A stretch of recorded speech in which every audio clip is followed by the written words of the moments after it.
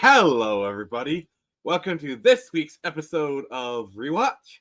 I am Nick. Joining me is BB Ray Denier, Jared. How am I a denier of BB Ray? Because I say so. The only denier the only ship I'm a denier of is Nightfire and Wonderbat and Clois. Of course. So this week we're taking a clip at episode 3, Sisters. Okay. Oh, I was trying to prank Jared there because so this was in the broadcast order, the first episode, but in the episode order, it is the third episode. So, Jared, what are your kind of overall thoughts on this episode before we get into depth? First off, I really like how, in a general sense, how this episode introduces Slade, spoiler alert, about how he's kind of like a cooler Emperor Palpatine. He keeps returning, but it's like I like how this whole episode is basically the three the three kids audition to be part of Slade's army. Yeah, what's really interesting is I found this to kind of be a reflection of the episode order first episode, where in that one it's similar themes where they're trying to do teamwork, but in that one Cyborg leaves and they fall apart. Yeah. And in this one, Robin falls into inadvertently leaves. Yeah. Yeah, that works. Before we kind of get into that, one moment that I kind of want to touch upon is they're at the pizza place and they're going to the toppings, and then Beast Boy reveals himself to be a vegetarian. Yeah. His reasoning being he has been most of those animals. I just want to say that's actually a really good reason.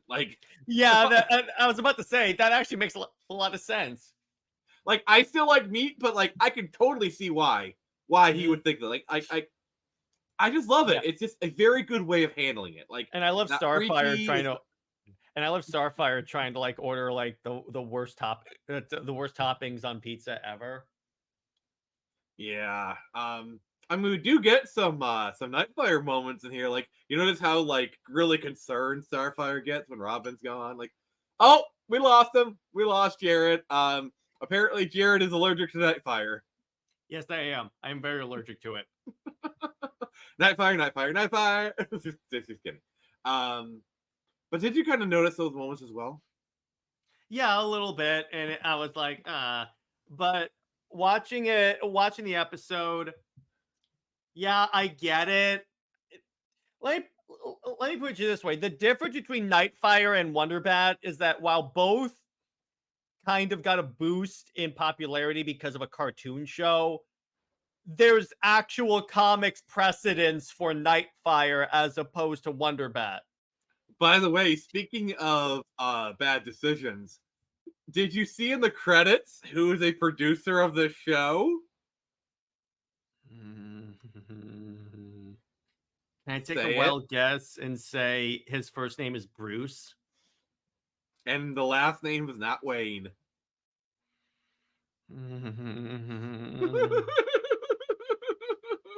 Oh my gosh. Which there must have been so many people checking him because this episode was actually good.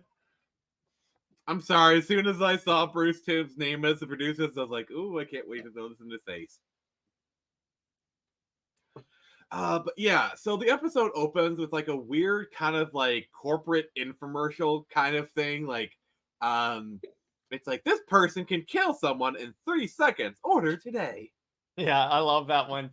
I like that small sense of irony. It's kind of funny.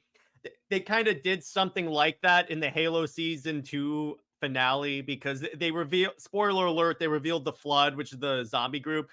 But the way they do it is they show a montage of a scientist slowly succumbing to the Flood, and then the background is it's that annoying song that every vlogger uses, so it's all nice and peachy. But then all of a sudden you see it contrasting with what's actually showing on the screen. Dare I say that actually sounds clever? I'm telling you, season 2 is better than people give it credit for. But this is Teen Titans Rewatch, not Halo Rewatch. Down. I'm trying to do a spray bottle of water on you. Down. Bad kitty. All he's doing is he's spraying his computer screen. So I mean, I gotta clean it somehow. So yeah, exactly. But yeah, I liked how it did that, and it makes sense for. But by the way, do you know who voices the Hive Mistress? who? Andre Romano. Oh, so the Phantasm. We had a guess by the Phantasm. Yes, yeah. So I'm like, I didn't know that when I was watching this. What other types of behind the scenes information do you have for us, Jared? Well, Final Exam was the first episode to air on television and is frequently thought of as being the first Teen Titans episode. However, Divide and Conquer was the first one to be produced and therefore is the first episode in the series. So we already know that. We got a little confused last time. The Hive Mistress was the first character to speak in the series in airing order. Okay. The Hive are usually skilled in this episode, and that they managed to are unusually skilled, and that they managed to defeat the Titans twice. Subsequently, even with the aid, with the new aid, the Hive are usually soundly defeated. However, it could also be that the Titans improved by a huge margin and doubled their efforts to get stronger, or at least figured out better strategies to defeat the Hive. So that explains like the power level. Mm-hmm. During the scene where the Titans retake their home, the Titans Tower from the three Hive members is shot. The shot of Starfire firing starbolts at Jinx and other fighting footage is the same footage used during the theme song. Yeah, I kind of caught that too. They sometimes here's the thing. This Yeah. is my one criticism with the episode. Are you ready? Mm-hmm. So the Hive kids take over the tower, right? Mm-hmm. How long were they in charge of the tower? Because it got remodeled real fast. I would just apply a very heavy layer of cartoon logic to this because the show does operate very, very soundly on cartoon logic, in my opinion. Yeah, because if they had just repainted the tower, that would be one thing. But no, they added in another tower to it. And they cleaned the place up too. So that's the other thing. I love Raven. I love Raven. They went into my room. That's her complaint. I mean, I respect it. I mean, girl's an introvert. You know, you don't touch their stuff. You know, and we'll find out in an episode later why you don't go into her room. I do remember that. Yeah. So let's kind of go over the Hive real quick. We have Gizmo, who is vastly different from his comic counterpart. Where in the comics, he's kind of more of an old man kind of thing. Yeah, he's also older in the Suicide Squad game. Oh, Gizmo appears? Yeah, he's one of the support squad who makes you all your vehicles. Oh, I still don't like the game, but hey, cool. But let's see here. Then we have Jinx, who did appear in Titan season 3, by the way. Yeah, she did. I swear, in Titans, it's like Grayson has slept with every young woman in the DC universe. Like, dear God, that guy gets around.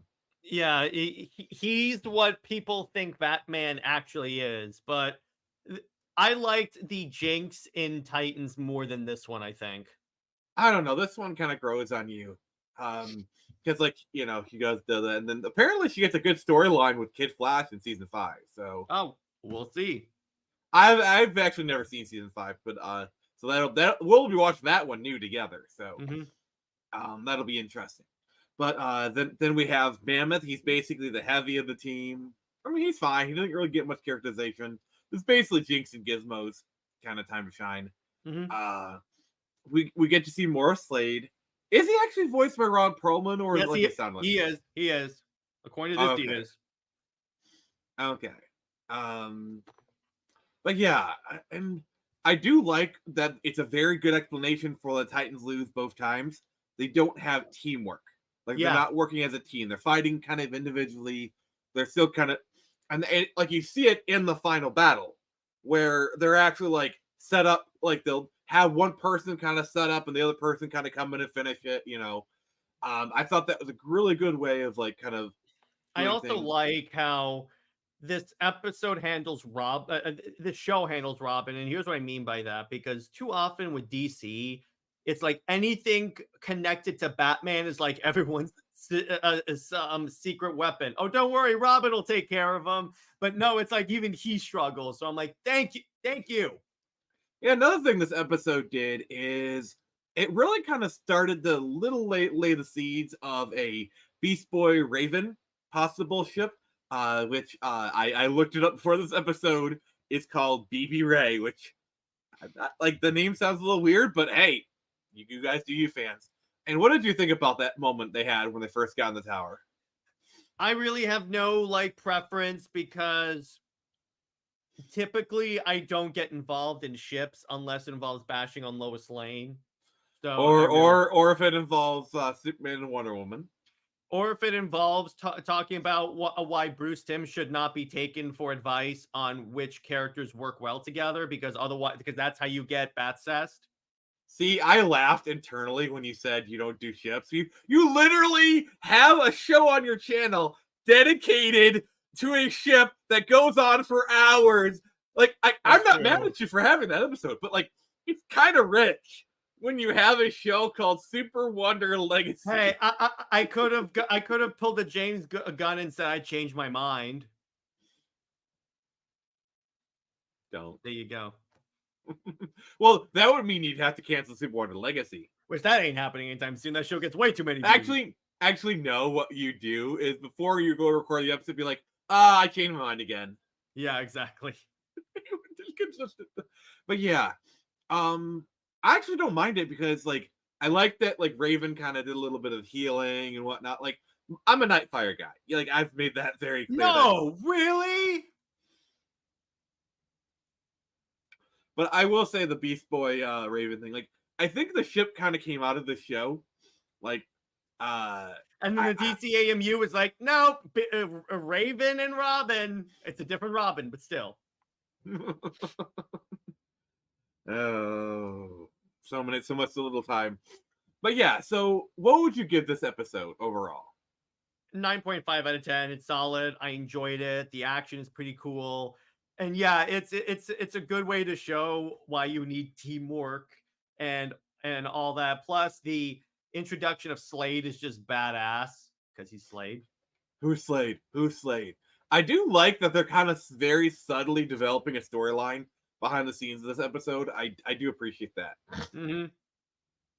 Which when you watch Justice League, we'll have a similar kind of thing to say for that Justice League rewatch. Oh boy. Oh, so I give it a 9 out of 10. It's good, really good, but it's not really anything earth-shattering. Like yeah, it's a really good episode, but it's nothing like too special if you get what I'm saying. Mm-hmm.